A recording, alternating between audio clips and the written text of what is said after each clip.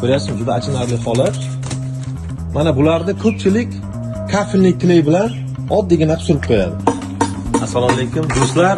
Bugun men bir eng dolzarb bo'lgan mavzu haqida gapirmoqchiman, ya'ni kolonnadagi muammo. E'tibor qiling, har doim o'sha kolonnalar qilganda vibratsiya yaxshi bo'lmaganda, haligi tasdiqlar omillar juda ham ko'p. Mana shunaqa holat bo'lib qoladi. Mana. Ko'ryapsizmi, juda achinarli holat.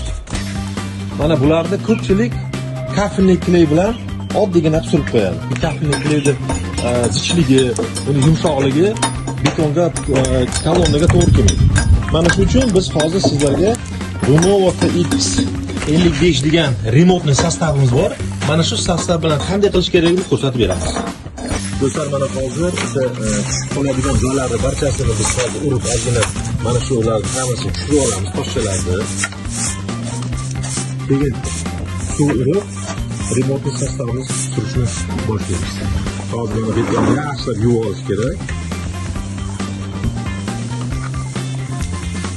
Do'stlar, mana qilib bo'ldik. E'tibor qiling. Hamma o'sha bizning tilimizda polisliga, arov yasaydiga hammasi oqadi. Ideal bo'ldi. Mana butun betonda hech narsa yo'q. Eng qiziqarlisi shundaki, bu bizning remotni sostavimizni megapascal deydi, zichligi desak agar, oddiy betondan ancha yuqori.